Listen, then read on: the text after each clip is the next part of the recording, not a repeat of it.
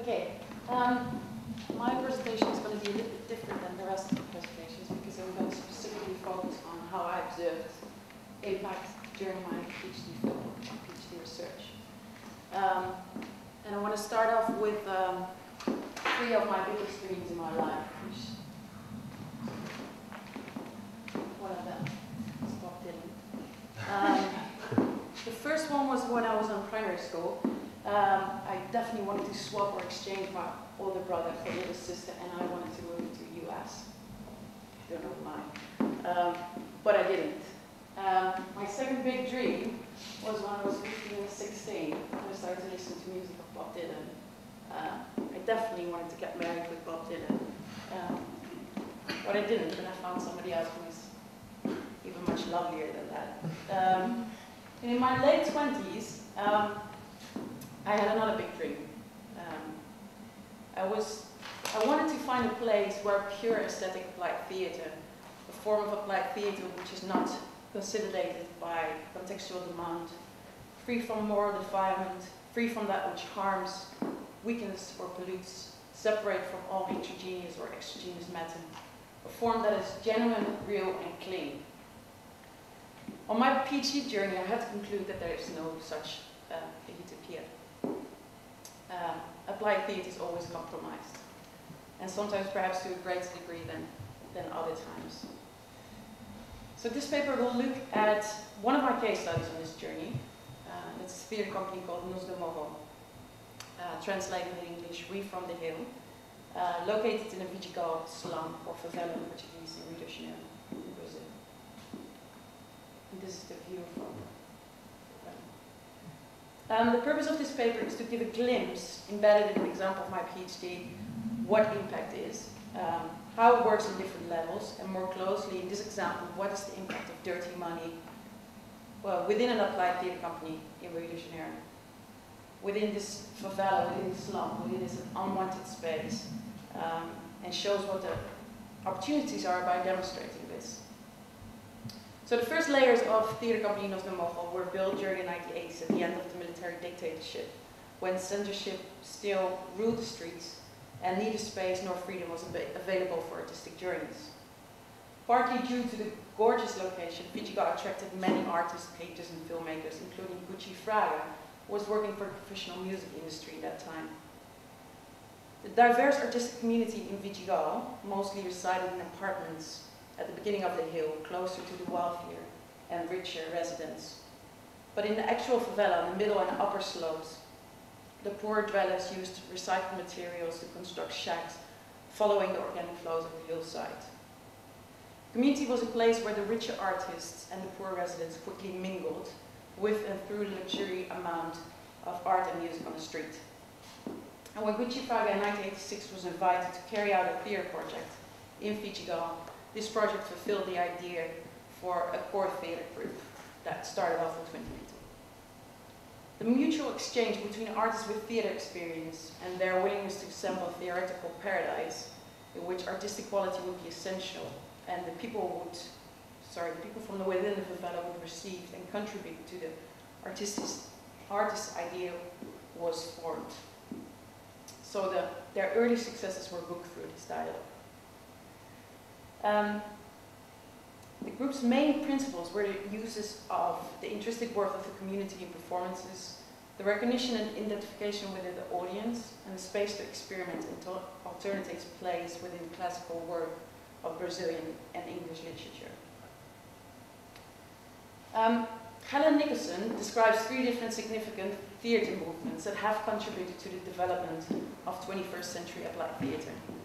Community theatre, theatre in education, and theatre of the political left.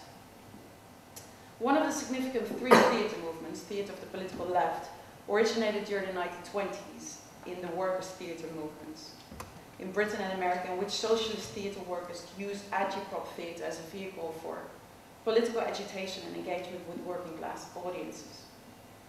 Other forms that developed were popular theatre, people's theatre, and activist theatre. And they all applied theatre also to cultural activism. These different terms remind us of the period before the end of the Cold War in 1989, a time of social change and fragmentation of the political left, where cultural critics and political scholars renegotiated democratic traditions and responded to new world orders. So it's pivotal to mention three characteristics to which these forerunner genres of applied theatre refer. First one is the application of performing arts as a shared mission and a weapon used to deeply probe some aspect of the world we live in. The second is questioning the social purpose of theatre and encouraging grassroots mobilization. And the third one is a very pronounced socialist or Marxist perspective, which resulted in left-wing socialist mythology. And in defining these genres, it should be taken into account that political or ideological historical references are involved. Prensky and Preston nonetheless argue that this would be a false assumption, as any other kind of theatre, applied theatre processes are available to any regime and not secluded for socialist or Marxist beliefs. For this paper, however, it's crucial to grasp this left-leaning tradition and origins of theatre practice that applied theatre emerged from, as it will clarify my proposition. Applied theatre, in the past and in the present, has created a dirty enemy of global capital in order to preserve its pure or clean left-leaning credentials. But in actual fact, this practice has always been inside of a system of power and order.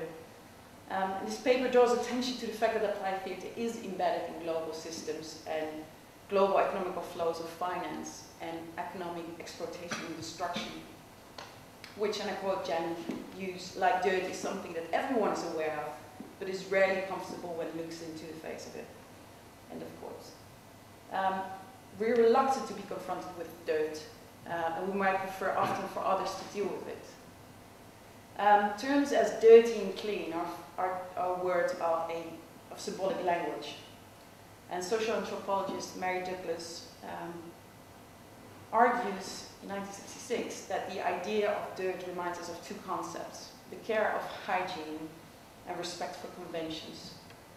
And in the line of Douglas' theory, Kate Ford, who is the writer of the book Dirt, the Filthy Reality of Everyday Life, mentions the complexity of defining dirt, and she says, and I quote, "On the one hand, it's the stuff we spend a great deal of time and energy avoiding or cleaning away.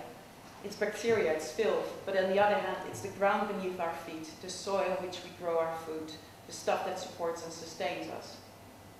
So, although we struggle to avoid dirt by being ethical or religious or decent in our behavior, we are not only the generators of dirt, a mentality that results in instinctive responses as disgust and anxiety. Dirt is also a distinctive label of civilization, which shows the nameless proof of economic and global development.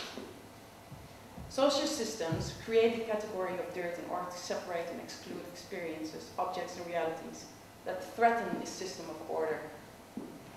And Douglas argues that dirt is dependent on its context for definition. What is regarded as dirt in a given society is any matter considered out of place. So the term plays on the concept of location and scale from microbial until environmental. And this paper actually follows the separation, segregation, exclusion, what's happening in the favela and slum in Rio de Janeiro. Since 2001, the main actor of this paper, Nozemo, has been supported monetarily by one of the largest oil companies globally, and possibly the largest oil company in the world in 2025, called Petrobras. This global corporation is the most important sponsor of arts in Brazil. The funding for theatre practice that comes from major oil companies and global corporations can be identified as dirty money within the left-wing socialist tradition of theatre practice that applied theatre emerged from. Within the Marxist and socialist doctrine, private good or private capital from global corporation is not paying or likely to be suspicious, bad, or dirty. The contemporary equivalent of political theatre, people's theatre, or activist theatre is anti-capitalist and global justice movements who position themselves against global corporations and protest against the International Monetary Fund and transnational companies. And oil is particularly, in this case, very sensitive because its economic trajectories also create global conflict. So what is the relationship between this oil money applied theatre and as unwanted space. How can you define an unwanted space? Well, the territory of favelas in Rio has a long history as a space of exclusion and exception, and the struggle for control over this space has been the future of Brazilian politics from the moment the army constructed the first favela in the last decades of the 19th century. And in the last decade, the number of people living in favelas increased by 75%, according to Brazil's government's statistics department. In preparation for its upcoming publicity for the World Cup and Olympics, the Brazilian government has initiated construction of almost 14 kilometers. Don't know how much that is in English. And 3-meter high walls to encircle around 13 of Rio de Janeiro's favelas, including the favela of Broekman.mov. Around 600 houses were demolished and destroyed to make way for the walls, and favela residents were relocated and reimbursed. Most of the displaced families have lived up to 50 years in the same area. They claimed that they had been offered money for 3 months to help with the cost of relocation, but that has been vanished, and the residents are currently being moved far away from everything they've ever known. So human rights activists denounce the barriers and refer to it as the wall of shame, as the structures conceal the aesthetically unpleasing side of the violence and brutally typical of the favela life. The barrier has, however, been very popular within the communities outside the favelas, who have seen their city partly change in the Civil War. So the wall, you can think about that the wall acts as a cleaning screen. And the definition of the wall of shame by human rights organization is a literal description of the present state, where the gap between rich and poor has come to a crucial point, and where the Brazilian government is aiming to hide its guilty secret. The existence of these districts in a country with extreme disparity of wealth within the largest economy of Latin America.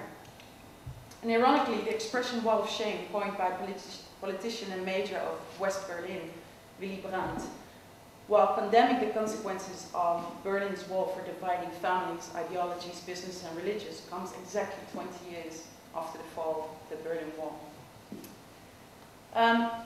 Walls have always been part of civilization, from the ancients to our contemporaries, the Great Wall of China. And one might argue that Rio's barrier refers to Israel's security wall being constructed by the State of Israel along and within the West Bank. Israeli government claimed that the heavily secured barrier is necessary to secure and protect the Israeli population for Palestinian terrorism and violence. But opponents declared that this is an illegal attempt to annex Palestinian land under the guise of security and protection. There are 3 cultural funding mechanisms in Rio de Janeiro, let's say only in Rio de Janeiro in Brazil, but one of them is called ATIs, which are calls for entries for cultural projects, artists, companies, and organizations in a range from dramatic arts to audiovisual. And they have to write a cultural proposal, which needs to be approved by the Minister of Culture. And upon approval, the person can seek sponsorship from citizens or companies. So these companies, they put out their ATIs once to twice a year for artists to apply for the opportunity to occupy their own theaters and to finance all aspects of the production. And they are referred to as encouragers and obtain partial or full deduction of the sponsorship from their tax income. And the most important corporation that makes use of this cultural sponsorship is Petrobras, the Brazilian oil company. And evidence shows that in 2007, of the 53 million GPP Petrobras spent on cultural funding within Brazil, which makes them probably the most important cultural policy maker in Brazil. Broekman.mov receives most of their financial support from Petrobras and not from the Minister of Culture. And you can ask yourself, is it important that the money travels in this way instead of going to the government first and then the government decides? Well, because the government can decide about healthcare, education, why can't they decide about arts? Broekman.mov argues that they would like to see the journey of public money traveling directly to the government. because they think that that's the way public money deserves to travel. And also because corporations are mostly only preoccupied with the international market and what sells. I will not give you this example. Although this is the argument on Nos.mov, they still think that in the story of dirty money, Petrobras is still the good guy. And why is that? Because Nos.mov argues that they give them the opportunity to grow with dignity and quality, to experiment and to travel. And they think that the nature of the problem is not the dirty money of Petrobras, but the nature of the problem lays in the political viewpoint of the Brazilian authorities with regards to the importance of projects that have been growing and developing but are still invisible for the Brazilian authorities. So the government merely sees Nos.mov as mediators. Therefore, the relationship with authorities is very vulnerable. They're not aware of the actual artistic happenings taking place and its impact in the Vichigolfa community. Petrobras acknowledge the impact and how their dirty money can contribute to applied theatre in an unwanted space. I just quickly wanted to come back to my dream of Bob Dylan and how I wanted to find this place, this pure aesthetic applied theatre place. I had to let go of that dream, but this investigation has led me to think about the positive impact of global economics and how these processes influence aesthetic discourse within the applied theatre field globally. Now let's